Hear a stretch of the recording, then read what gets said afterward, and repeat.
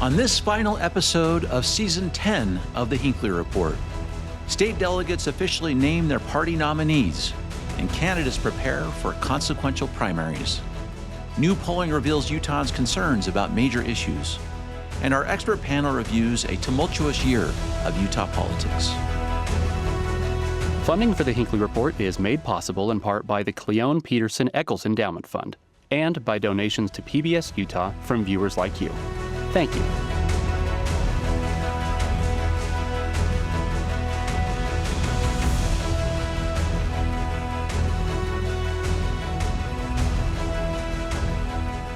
Hello and welcome to the Hinckley Report. I'm Jason Perry, director of the Hinckley Institute of Politics.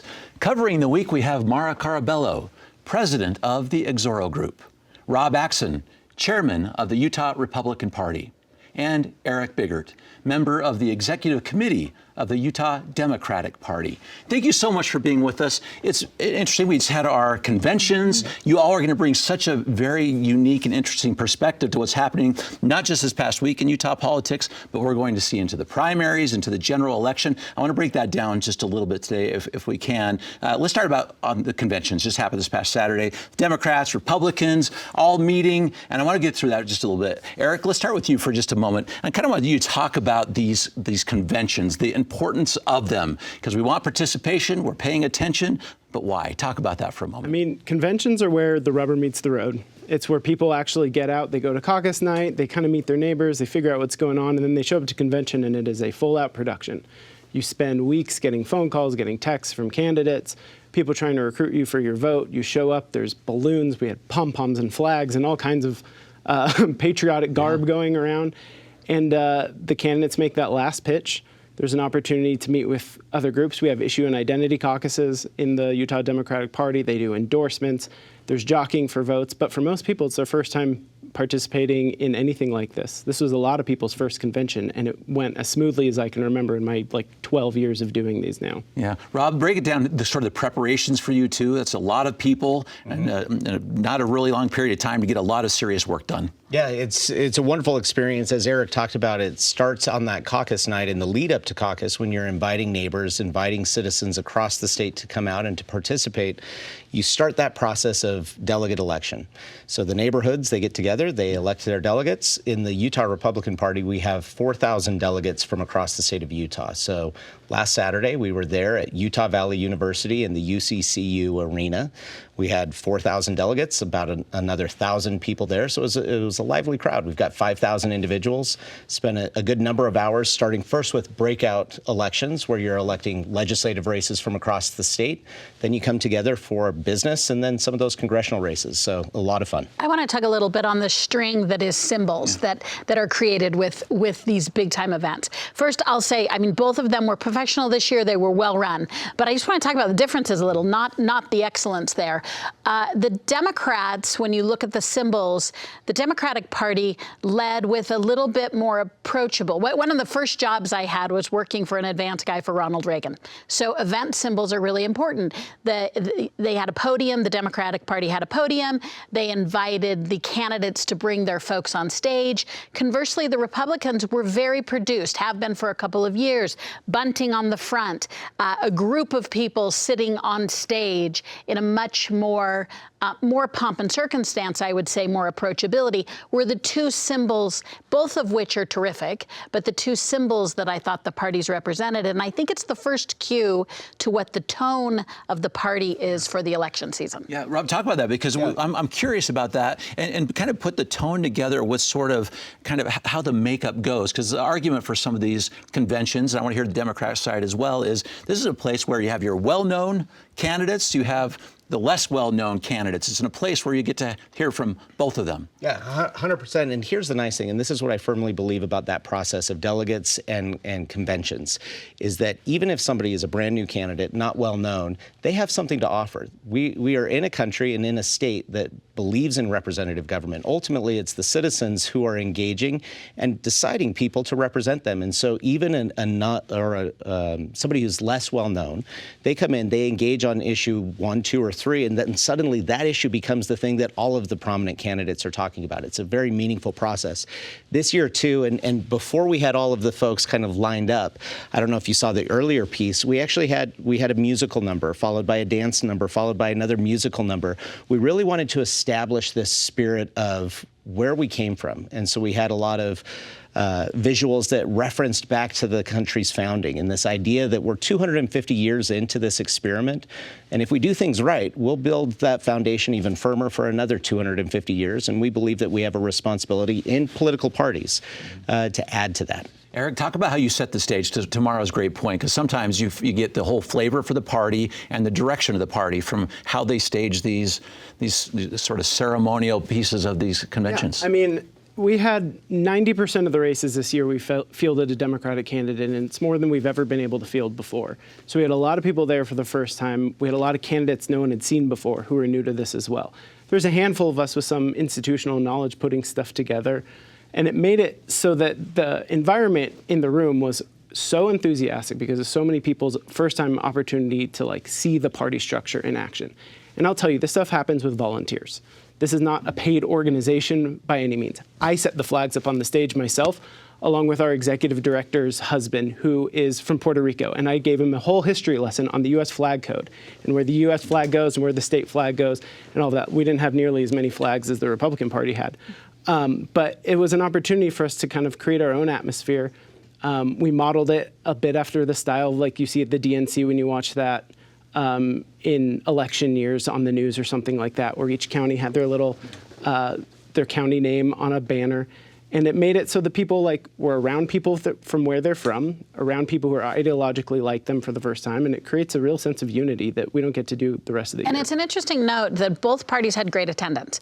Almost all of the Republican and Democratic delegates showed up. The attendance of delegates was very high this year, but it also is juxtaposed with that they are insular events. That you don't intend them to be, but they're insular events. They are a few thousand people representing a larger body, which is the pro-con on the consolidation of that much power. But there was terrific attendance this year. We had a conversation about this because you're representing your neighbors. You don't go representing yourself as a delegate. You represent the people who live next door to you.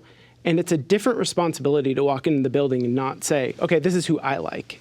You kind of have a responsibility to talk to your neighbors, to talk to people in your precinct and figure out who they want to see represented on that ballot. And it has some weight to it. Two more quick things on this. Mara, maybe give us some thoughts about how you advise candidates, because it's running the gauntlet sometimes a little bit. It's not uncommon for a candidate to be booed at convention that might be popular or not popular statewide. Kind of how do you advise someone, because I know you have, as you approach convention, knowing it could go a couple different directions. It's tricky, right? Yeah. You balance authenticity with your audience. And your audience is a more dogmatic audience than the general public is, than the general party affiliate is. So how do you rally the troops, particularly on a high energy convention, and yet stay true to who you are, particularly if you're a moderate?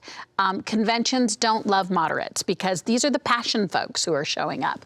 So how do you do that? One of the safest zones that I will say I think candidates live in is when they understand that conventions are emotional activities. They are not 10-point policy plans. They are an emotional exercise. Mm-hmm. I want to get to some of the candidates came out. And as we set the stage for that, Rob, talk for a minute about what it means to win a convention, or do you lose a convention, or how does this work when you have a candidate that emerges with a certain percentage of the vote? Are they the party nominee? What does this mean? So with the Utah Republican Party, you have a 60% voter threshold that is required to be considered the convention winner. So what happens is if you hit or exceed that 60% threshold, you will advance if there isn't a primary election due to signature path candidates, then you will go directly to the general election ballot.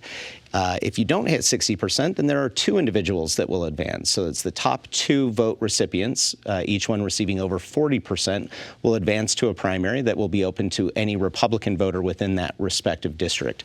So it definitely is something that you want to at least hit that 40% to be seen as a convention-supported candidate. This can build a lot of momentum. All of these delegates, these 4,000 individuals, they become the front lines of going and helping you recruit your grassroots support. They can go into their their precincts. They can go into their neighborhoods. They can help rally for their preferred candidates going into that primary election. It can be a very powerful boost to a candidate that then has to go and make the case to the primary voters. Does it impact the ability of the party to give money until the primary? So if you're a convention nominated candidate, how does that work in that between then and? Yeah, between convention and the primary, the only folks that will be eligible for any of the resources of the party, whether it's voter lists, whether it's walking apps, volunteers, any of those types of efforts, will be those who have received the support of the delegates at the convention. So at least hitting 40%. If you fall short of that, even if you're on the primary ballot, you would not be eligible to have access to those resources from the party.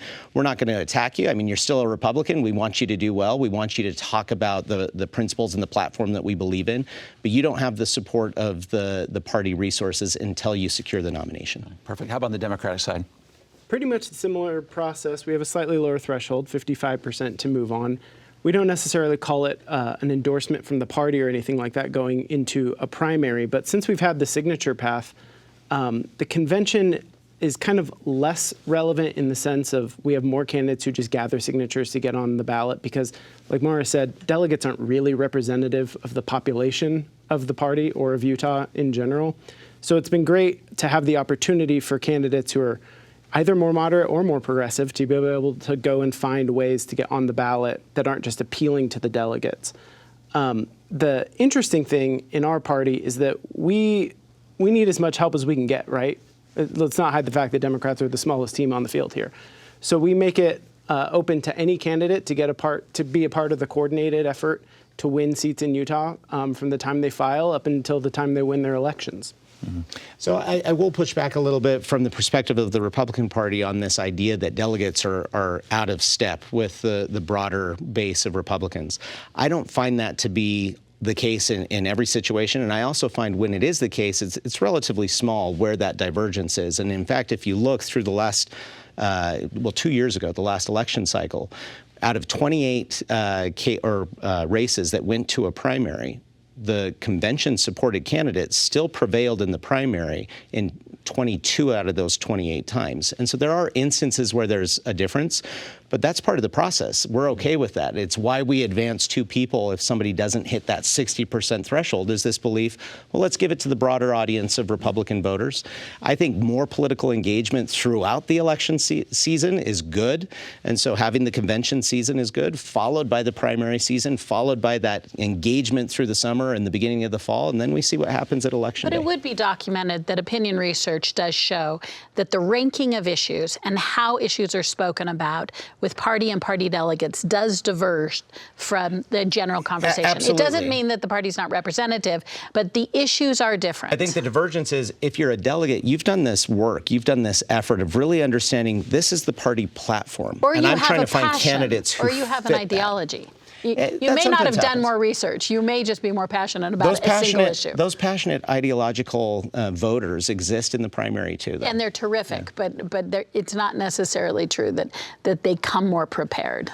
Yeah. Well, let's see how it plays out with some of these candidates. Can we talk about the congressional districts for a minute? Yeah. Mara, break this first one for us. The first congressional district, which is Salt Lake County, essentially. Here, break out sort of the dynamics at play right here. It's very interesting. Yeah, so I'm going to focus first on the Democratic candidates because that's the dynamic one. Great turnout, high level of enthusiasm. People really came to play. Eric will correct me, I think 7 rounds or 6 rounds of balloting. Five rounds of balloting in which less than 2 percentage points separated the top 2 vote getters, which is a newcomer, 27-year-old Mr. Mohamed, and then someone we know, Mr. Ben McAdams. And I think what happened in that race is a dark horse won, and they're coming out with a ton of momentum. As you transition to a primary, the ability to speak to people and the ability to get your name out, which translates directly to funding, starts to become a predominant feature, I think, in the primary elections. And in that instance, Ben McAdams has an enormous advantage in communicating with folks. Eric, tell us what's happened there. You have 4 candidates that will be in the primary here for the Democratic Party. Liban Mohamed came by a little bit, even was first here with the Democratic convention. Talk about what's going to happen there, and maybe tomorrow's point there about the money, the name ID, all that's going to start coming next. Yeah, I mean, convention was a little anticlimactic because all 4 of them got signatures and were going to be on the ballot regardless.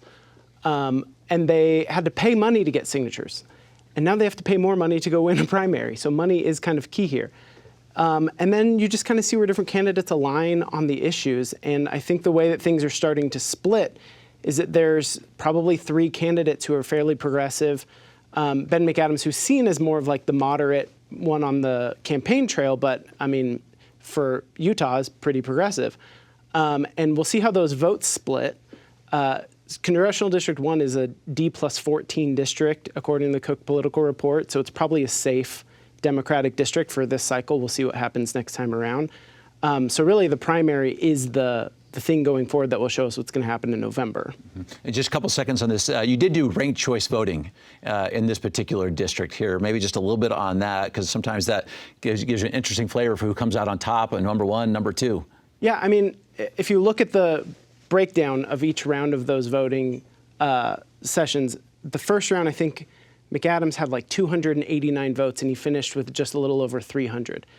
His constituency was baked in from the first round. The other 4 candidates, the other 5 candidates actually, they split, and their votes kept getting reallocated. Some went to Nate Blouin, some went to Liban. They were kind of all over the place. But when they finally all settled, that's where you kind of got this 50-50 split. I guess Ben was in the first place until the final calculation under ranked choice. So yeah. we'll watch this one closely. Rob, the candidate here for the Republican Party, Riley Owen, 71%. Talk about that and what the opportunity is for the Republicans in this district, which leans Democratic as we go into this election. If by lean you mean falling over, I agree with that. It's the least partisan district of the 4. Oh, absolutely. It's, as was mentioned, it's a D+14 in the Cook report. It's a D+22 if you look based off of Kamala Harris votes. This is a heavily favored Democrat district. What's nice is we have this younger generation. I mean, Riley is, he's younger than I am. I don't know his exact age, but he's a younger guy, but he has a lot of professional experience. He's accomplished quite a bit. I think he has an aspirational approach to things, and he's going to give them a run for their money. He's going to be a great candidate going out to Salt Lake County to make the case as to why the voters of this county are still more aligned with the principles and platform of the Utah Republican Party. And it's going to be a heavy lift. It's going to be a hard work. We're going to have his back, and we're going to make that case to the Utah voters. Okay. Mara, let's break down the 2nd congressional district. You're doing such a good job breaking these out. The top part of the state of Utah. Yeah, very interesting race, and we'll get to all the candidates here. We have an incumbent there, Blake Moore, and a heavy challenger in Carrie Ann Lisenby, who's coming from the House of Representatives, coming into this with some steam. This was a pretty traditional, a non-traditional in that both had heavy-hitting endorsements. And I will say that Blake Moore hasn't finished first at convention ever. So I don't know that he's going to be down about that. He's going to see his strength as the primary election. And again, the primary election will tend to favor an incumbent, someone who for the first time in generations in Utah is in Republican legislative leadership at the national level, and he has out-fundraised his opponent, Carrie Ann Lisenby. Carrie Ann Lisenby, most of her support is coming from traditional legislative and caucus convention voters who are seen as slightly more right of center. This is a plus clearly a safe district for the Republicans, but it's the least Republican district of the 3 districts that are leaning Republican. Rob, talk about that dynamic there a little bit, because, of course, Congressman Moore has not been first at convention for the last couple of, He has been first, but he had always qualified through the convention in addition to his signature path. This is the first time where he will be on the primary ballot by function solely of his signatures. But again, we don't attack fellow Republicans, but the convention support did go to Carrie Ann Lisenby. She earned that. She engaged with the delegates. That's going to be a boost for her. Anytime that you're challenging an incumbent, that's an uphill battle in this country. You look at the power of incumbency, name ID, and money. Those are the 3 factors in any state, in any election that are most powerful. That's going to be a heavy lift. But I do think that dialogue, that debate, that discussion that the voters of CD2 are going to have on this primary is going to be meaningful and something that I'm excited excited about is, it's that idea of steel sharpens steel. Whoever comes out of that in CD2 is going to be a better prepared candidate to represent the voters of northern Utah. Okay. Eric, let's talk about the Democratic nominee, Peter Crosby, 76.6% in the first round. You had, as to your point about lots of candidates, you had 3 others that were in this particular race. How do you approach these other congressional districts, given that you do have more participation in candidates we've seen for a very long time? Yeah, I'm very excited for Peter. I chatted with Peter a while ago. He's one of my LDS Dems, one of my LDS Democratic friends from northern Utah, and I think he's going to do really well, because if you look at these national trends of special elections over the last year, there's Democrats winning in Trump plus 13, plus 15, plus 17 districts all over the country. So I think a lot of people feel like, look, if things keep trending the way that they're trending, the ball game could be all over. Like, we could have competitive races in places we never expected. The wild card, I will say, is Blake Moore has congressional leadership money, and it's hard in a district as spread out as that to deal with the fact that money is votes, and he's going to have a lot of it, and if he needs more, he can just call on more. So Peter has an uphill climb, but he's, as good of a candidate as I could possibly pencil into that position. I'm really excited for him. Let's talk about that money situation just a little bit, too, and name ID, talking about the 3rd Congressional District. Mara, all right, I can come back to you to set the stage here. I think this is the heavy hitter when it comes to a competitive race. I'm looking at the Republican side between the incumbent Celeste Malloy and a well-known challenger, Phil Liban, who has run a few times, most namely for governor. And I think that the money looks a little more competitive. Neither of them are in the millions yet.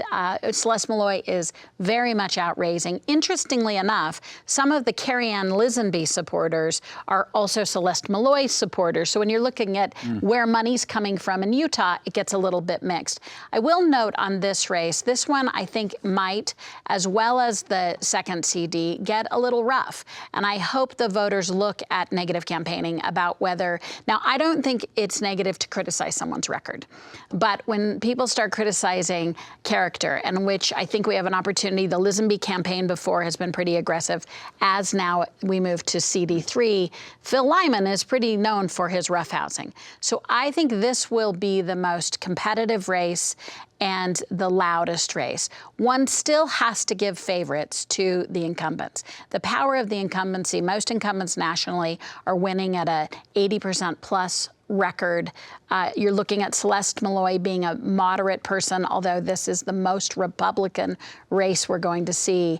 I do want to note, as we talk about the minor candidate or the minority candidate in this, there's a long body of evidence that shows that well-run campaigns, even when you lose, are meaningful to the discussion, and that the art, the proving ground, and the art of a candidate doing well communicating with the public does lift our civic dialogue. So I do think that if you're inclined to vote for the minority and you think that they're going to lose, there's still merit in our civic process of a well-run campaign. Anything you want to say about that particular race, Rob? Yeah, just wholeheartedly agree. The power of engaging on the issues matters. And this is one of the reasons, we're talking about money, right? The power of money in the primary election. This is one of the many reasons that I substantially and meaningfully care about the delegate and convention process.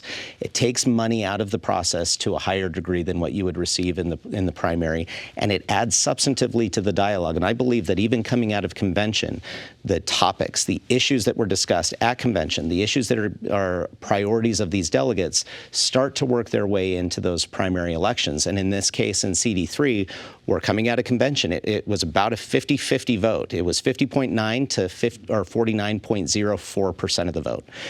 So that's where we were, or 0.09. So you look at that, it really is a 50-50. I think that the substance is what's going to rise to the challenge to see who prevails in CD3. Mm-hmm. We'll watch that one closely. The Democratic candidate, Ken Udell, won in the first round, 56% of the vote there as well. And so I just want to wrap up with that one and also the CD4 because it's so interesting. And Eric, the last words on this, because this race in the Republican side, there were no primaries, no signature gathering there, and Democratic nominee Johnny Larson, of course, Mike Kennedy was 79% of the vote. A comment about that race before I get to something about parties. I was just going to say, Johnny's a great candidate. He's a veteran. He's going to run a really competent campaign. The other thing we didn't talk about is like running good campaigns in these districts where we've never really run qualified candidates or never really run a real coordinated campaign. It's great for the long term because it allows us to contact voters, sometimes for the first time, to get their information, to be able to figure out how to talk to them about what issues they care about. So when we can run these statewide races with really qualified, great candidates, it helps us for 28, it'll help us for 30, it'll help us for 32. And I'm really looking forward to seeing what all these candidates statewide are going to bring back to the party. Just jump on Eric's comments about what I think is the highest and best use for parties, that I would like to challenge our parties to do better, is that when they vet candidates for us, when they recruit citizens to be candidates, and then when they do coordinated campaigns, and when they support individual Utahns in communicating with their individual constituents, I think that's when the parties are at the best. I think parties at their worst have a baked agenda and become tribal, and they're about the party. And I keep hearing messaging that says, support our label, support our brand. I think that's slightly off of highest and best use. I think highest and best use is supporting individual Utahns who want to carry your big tent and bring your big tent to constituents. And I think the parties are at their best when they support individual candidates. I think they're not at their best when they're tribal and they just insist that we join the tribe. You know, anytime somebody comes to me and says, how can I get more involved? I never say, go volunteer with the Democratic Party. I say, find a candidate you like, find a candidate that means something to you, find somebody who represents where you live, and get involved with them. And that's my advice, regardless of party. Find candidates that you like. Don't worry about the party. We'll take care of it. All right. We'll be watching these things so closely. Thank you for your insights. Great commentary. And thank you for watching the Hinckley Report. This show is also available as a podcast. Thank you for being with us. We'll see you in the fall. Funding for the Hinckley Report is made possible in part by the Cleone Peterson Eccles Endowment Fund and by donations to PBS Utah from viewers like you. Thank you.